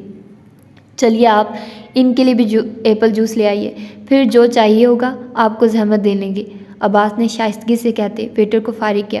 پھر کرسی سنبھال کر بیٹھنے کے بعد بھی اس کی طرف دانستہ تاخیر سے متوجہ ہوا تو اس کی وجہ یہی تھی کہ وہ اسے اعتماد بحال کرنے کا موقع فراہم کرنا چاہ رہا تھا۔ وہ اچھی طرح آگاہ تھا کہ لوگ اس کے روبرو آ کے اسی روب حسن کی بدولت اپنا فطری اعتماد کھو بیٹھتے ہیں، خاص طور پر نوجوان لڑکیاں۔ سوری مس، آپ کو انتظار کی زحمت اٹھانا پڑی۔ ایکچولی نکلا تو میں ٹائم پر ہی تھا مگر راستے میں ٹریفک جام ہونے کے باعث تاخیر ہو گئی۔ بٹ اینی ہاؤ، کیسی ہیں آپ؟ اس نے اپنے مخصوص بے نیاز مگر متاثر کن انداز میں کہا۔ جی میں ٹھیک ہوں۔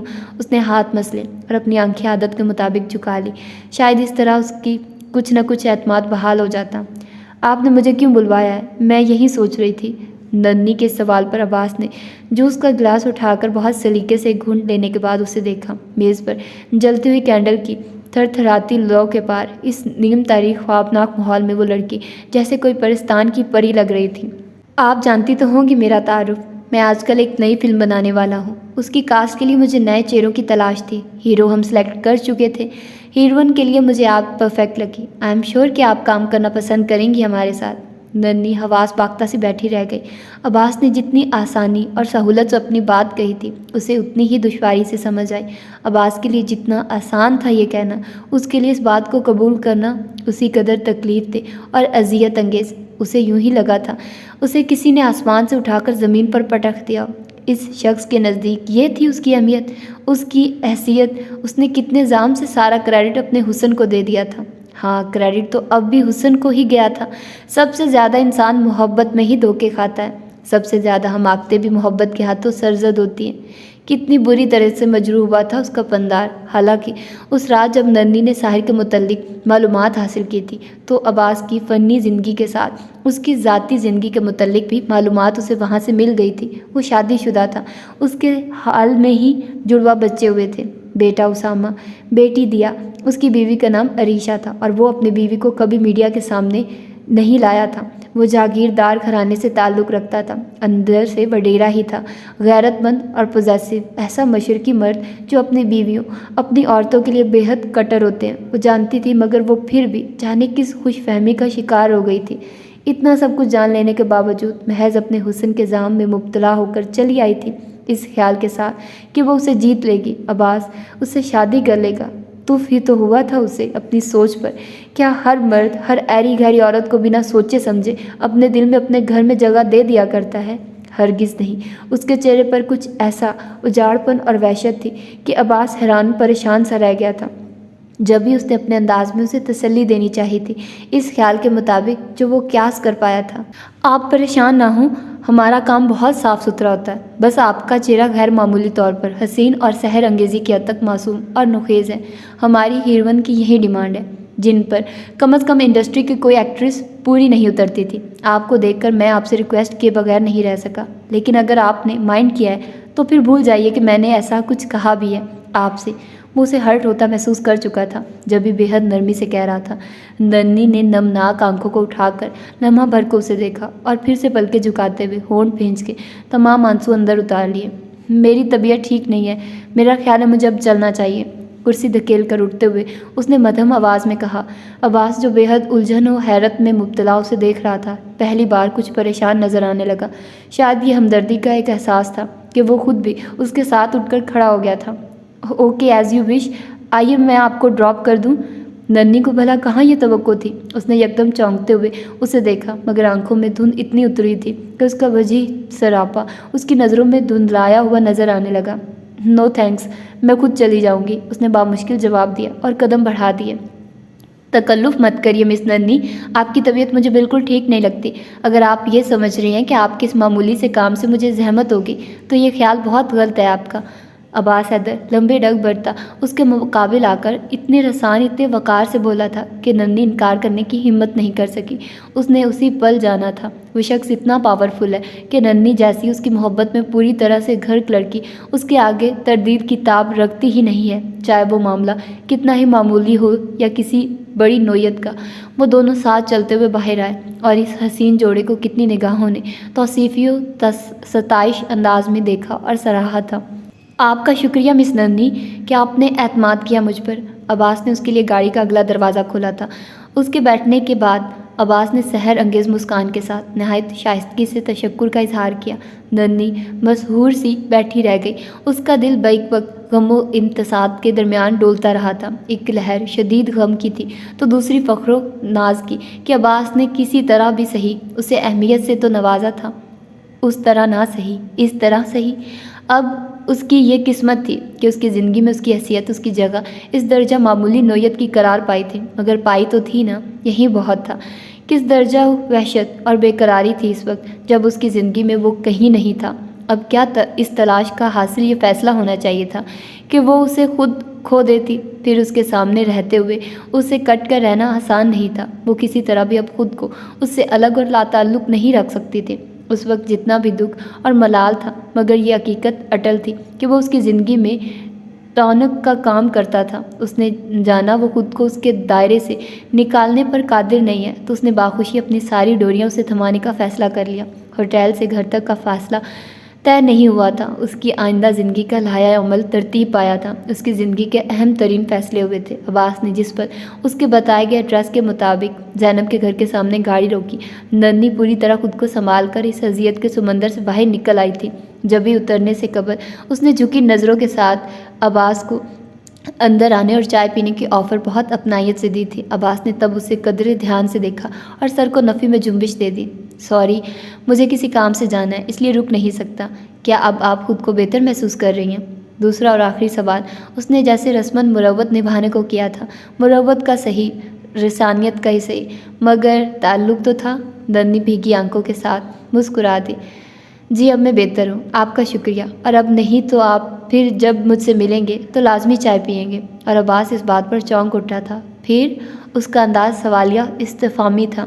آف کورس، پھر اگر میں آپ کی آفر کو رد نہیں کروں گی تو لازماً ہم دوبارہ ملیں گے۔ نندنی کے مسکرا کر دیے جواب نے عباس کے سر سے جیسے کوئی بوجھ اتار دیا۔ یہ حقیقت تھی کہ نندنی کی خاموشی کو اس کا انکار سمجھتے ہوئے وہ خاصا پریشان ہو چکا تھا۔ اوہ ریئلی امیزنگ، میں تو سمجھا آپ واقعی انکار کر دیں گے مجھے۔ تھینکس اے لاٹ، وہ بہت صاف کوئی سے کہہ رہا تھا۔ نندنی سر جھکائے کھڑی رہی، اداس، ملول اور بے کل سی۔ کیسے انکار کرتی میں ساحر صاحب؟ ہماری تمنا ہماری آقا ہوتی ہے۔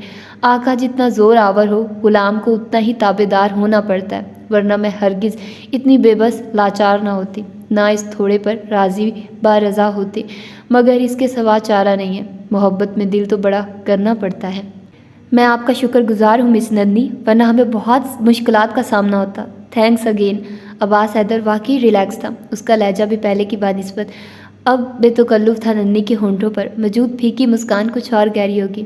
مجھے پتہ چل گیا تھا ساحر صاحب کہ میں اگر تمہاری آفر ٹھکراؤں گی تو کبھی تم سے پھر نہیں مل سکوں گی، جبکہ مجھ میں اب یہ حوصلہ ہے نہ ہمت۔ اس انکشاف کے بعد کیا گنجائش بچی تھی کہ میں اپنی منمانی کروں؟ مگر میں نے اگر ہاں نہیں کی تھی تو انکار بھی نہیں کیا تھا۔ وہ جس طرح مغموم سی خفگی کے ساتھ بولی، عباس بے ساختہ ہنستا چلا گیا۔ کتنی خوبصورت تھی اس کی ہنسی۔ نندنی تو جیسے اس شہر میں گم ہونے لگی تھی۔ مگر یہ بھی سچ ہے کہ آپ کا انداز انکار کرنے والا تھا۔ اینی ویز، مجھے بہت اچھا لگا کہ آپ نے انکار نہیں کیا، کیونکہ میں کچھ لوگوں سے پورے یقین کے ساتھ کہہ چکا تھا کہ میں اپنی مووی کے لیے ہیروئن سلیکٹ کر چکا ہوں۔ آپ کا انکار مجھے شرمندگی میں ہی نہیں، بڑی خواری میں بھی ڈال سکتا تھا۔ نندنی نے جھکی پلکیں اٹھا کر ایک لمحے کو دیکھا اور پھر سے نہ صرف نظریں جھکائی بلکہ سر بھی جھکا لیا۔ وہ اپنی اہمیت، اپنی قدر و منزلت سے آگاہ نہیں تھا، ورنہ وہ جانتا تھا کہ بہرحال اسے جیسے شخص کو انکار کرنا کم از کم نندنی کے بس کی بات نہیں تھی۔ تھینکس مس نندنی، فی الحال میں جلدی میں ہوں، آپ سے انشاءاللہ پھر بات ہوتی ہے۔ میں جلد ہی آپ سے آئندہ کا لائحہ عمل طے کروں گا، بلکہ میرا اسسٹنٹ آپ سے سارا معاملہ طے کرے گا۔ وہ اسے विश करता हुआ चला गया तो नंदी ने उसे उस वक्त तक वहीं खड़े होकर उसे देखा था जब तक उसकी गाड़ी नज़रों से ओझल नहीं हो गई थी। उसने दर से फटते सर के साथ करवट बदलकर मुंह को फिर से तकिए में छुपा लिया। अजीब सी वहशत रगों पे में सरायत करती जा रही थी। इतने बड़े घर में आज वो बिल्कुल तन्हा थी। इससे कबल कितने दिनों तक उमाइमा मुस्तकिल उसके साथ सोई थी, मगर ये साथ कोई हमा वक्त का भी नहीं था। ना वो उसकी इतनी आदी थी कि उसकी कमी को महसूस करती। दुख तो उसे उसका वकास के संग रुखसत होने का रुला रहा था। पछतावा, गम, यास, वकास की आंखों में जो जतलाती हुई कैफियत थी, जीत लेने का तंजिया एहसास था। अच्छी भली शक्ल के बावजूद वो उसे किसी जानवर के मुशाबा लगने लगा था। उसके बरक्स उमाइमा ब्लड रेड बेहद स्टाइलिश जोड़े में दुल्हनापे के रूप के साथ उसकी नौखेजियत और मासूमियत भरे हुस्न पर निगाह नहीं टिकती थी। उसे वकास के पहलू में देखकर लारेब के ज़ारे ज़ख्म फिर से ताज़ा हो गए थे। बरसों कबल हुई अम्मा की वफ़ात जैसे ताज़ा दिल पर होने वाली वारदात, अपनी रत जगह अब्बास हैदर की बेहिसी, इस दुख में मुब्तला होकर उसका अपने वहशतों की इंतहाओं को छूते हुए उठाया गया कदम, ईमान की कुछ अदाई का संगीन मुजाहरा। वो भला किस गम को छोड़कर किस पर आंसू बहाती। उमाइमा की रुखसती के वक्त जब वो खुद पर हर किस्म का ज़ब्त तोड़कर बुरी तरह से बिलके जा रही थी, तब सिकंदर जाने की सिमत से निकलकर गैर महसूस अंदाज में उसके पास आकर खड़ा हो गया था। रोने से मसाइल का हल नहीं निकला करता लारे बीबी, हर मुश्किल और परेशानी का हल अल्लाह पाक के पास है। आप दुआ करिए, अल्लाह समीउल दुआ है। और लारेब रोना भूलकर उसे तकने लगी थी। वो उसकी सिमत मुतवज्जो नहीं था। बज़ाहिर सामने देखता हुआ मगर दर हकीकत उसकी परेशानी से बेचैन और मुस्तरिब। तब लारेब को महज एक लम्हे को लगा था इस वक्त उसके पास जो बची खुची पूंजी है उनमें सिकंदर का शुमार भी होता है। उस रात लारेब ने जाने कितने अरसे के बाद इशा की नमाज अदा की थी और पूरी शिद्दत और दिली आमादगी के साथ उमाइमा और ईमान दोनों की खुशियों के लिए खलूस दिल से दुआ की थी। उमाइमा ठीक ही तो कहती थी। वो भले नहीं छोड़ गई थी, मगर उससे दिल का ताल्लुक टूटने वाला नहीं था। वो बाबा साईं का खाना खिलाकर दवा दे आई थी। गो कि ये काम सिकंदर की जिम्मेदारी थी, मगर वो अपनी मौजूदगी में करवाती तो तसल्ली रहती थी। मज़ीद कुछ देर करवटें बदलने के बाद भी जब नींद न आई और ना ही सर दर्द में अफाका हुआ तो टेबल लैंप ऑन करके पेन किलर्स ढूंढने लगे। दवा दराज में नहीं थी। उसने ठंडा सांस भरा और उठकर दरवाज़ा खोलते बाहर आ गई। राहदारी सुनसान थी। लारेब किचन की हिम्मत आई तो किचन की लाइट जलती देखकर उसने यही क्यास किया कि अंदर कोई मुलाजमा होगी, मगर किचन के दरवाजे से कदम रखते हुए सिकंदर से होने वाला सामना लारेब को जज्बस सा कर गया। ब्लैक ड्रेस पैंट में पर सफ़ेद बुराक शर्ट पहने जिसकी आस्तीनें फोल्ड थी और गिरबान के ऊपरी 2 बटन खुले चूल्हे के आगे खड़ा चाय बनाने में मसरूफ़ था। आहट महसूस करके बेख्तियार पलटा और उसे रूबरू पाकर उसकी आंखों में यकायक कितनी चमक और जगमगाहट उतर आई थी। आइए आइए, आपको भी यकीनन चाय की तलब खींच लाई है। वो खामखा चहका। लारेब नज़रअंदाज की आगे बढ़कर फ्रिज का दरवाज़ा खोलकर खड़ी हो गई। तबीयत ठीक है आपकी? उसे कैबिनेट से दवाई की शीशी से पेन किलर निकालते देखकर सिकंदर को उसे तशवीश लाहक हुई। लारेब ने उसे नज़रअंदाज किया और अपना काम जारी रखते हुए रेक से गिलास उठाकर सिंक से पानी लिया और खड़े खड़े वो दवा फांककर गिलास मुंह से लगा लिया। खफा है मुझसे? चाय की तलब होने के बावजूद वो महज इस वजह से खुद पर जबर कर गई कि सिकंदर के पास ठहरना उसे गवारा नहीं था, मगर सिकंदर उसे पलटते देखकर और खामोशी को महसूस करता अपना खासा परेशान हो चुका था।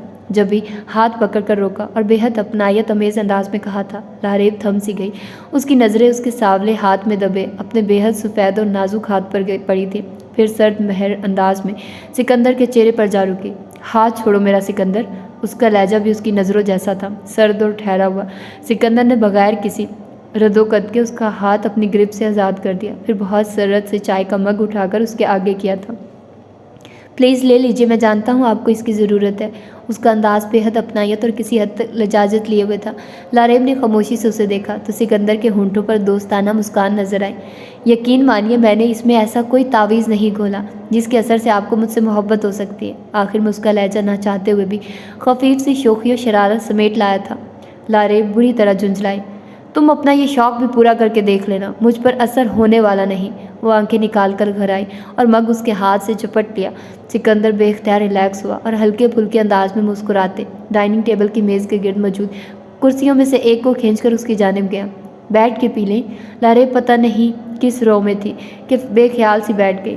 तुम अक्सर शहर जाते रहते हो सिकंदर, कभी बाजू नज़र नहीं आई तुम्हें? سوال ایسا غیر متوقع تھا کہ سکندر نے چونک کر اسے دیکھا، پھر عجیب سے انداز میں مسکرایا۔ نہیں، ویسے آپ کیوں پوچھ رہی ہیں؟ آپ کے لیے تو یہ ذکر ممنوع تھا۔ اگر کبھی وہ ملے تو انہیں بتانا ضرور کہ ان کا بھگتان ان کی سب سے لاڈلی بہن کو بھگتنا پڑا ہے، وہی جس کو انہوں نے اولاد کی طرح پالا اور سنبھالا تھا۔ سکندر وہ اتنی مفاد پرست تو کبھی نہیں تھی۔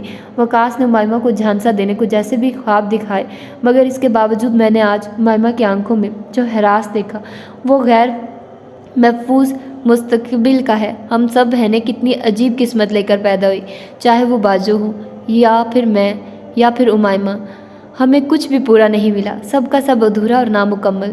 آنسو قطرہ قطرہ اس کی سحر طرز آنکھوں سے گر رہے تھے اور سکندر کتنی بے بسی کی کیفیت سے دوچار تھا۔ مجھے تمام تر کوششوں کے باوجود نیند نہیں آ سکتی، اور ایسا ہمیشہ اس وقت ہوا ہے جب باجو یا پھر امائمہ تکلیف میں ہو۔ تم بتا سکتے ہو ان دونوں میں سے اس وقت کون کرب یا آزمائش سے دوچار ہے؟